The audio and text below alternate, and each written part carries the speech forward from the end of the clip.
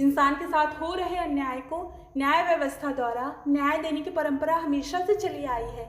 लेकिन कुछ लोग होते हैं जो अपने साथ हुए अन्याय के बाद न्याय व्यवस्था पर भरोसा नहीं कर पाते और अपने साथ हुए अत्याचार का बदला वे खुद ही लेते हैं।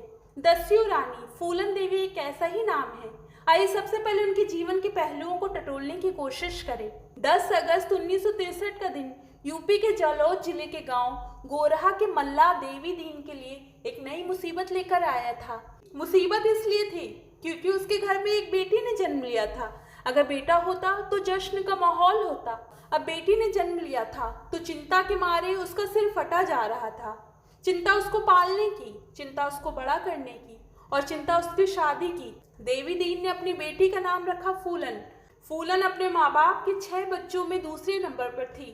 फूलन सबसे अलग थी, इतनी अलग थी कि सही गलत की लड़ाई के लिए वो किसी से भी भिड़ जाती थी। फूलन के पिता कड़ी मेहनत करके घर का खर्च चलाते थे।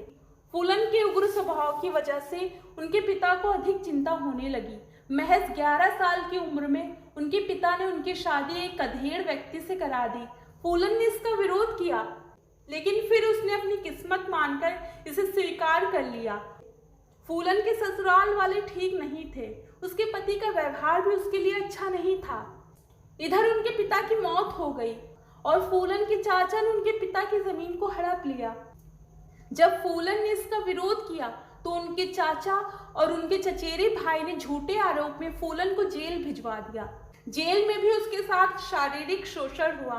परिस्थितियों से तंग आकर वो किसी तरह जेल से बाहर निकलने में सफल हुई और फिर वो एक ऐसे रास्ते पर चली गई जहां से वापस आना असंभव था।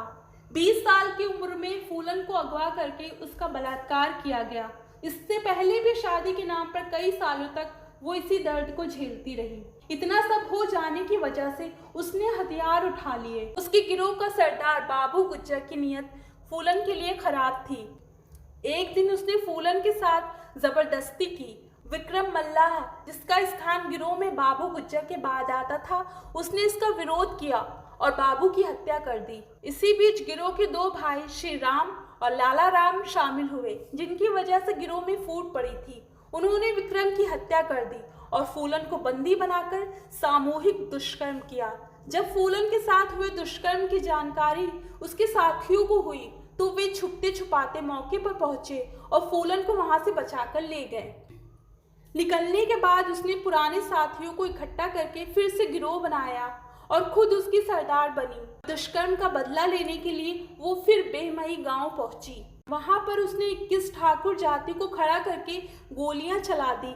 21 में से सिर्फ चंद्र सिंह ही जीवित बचे।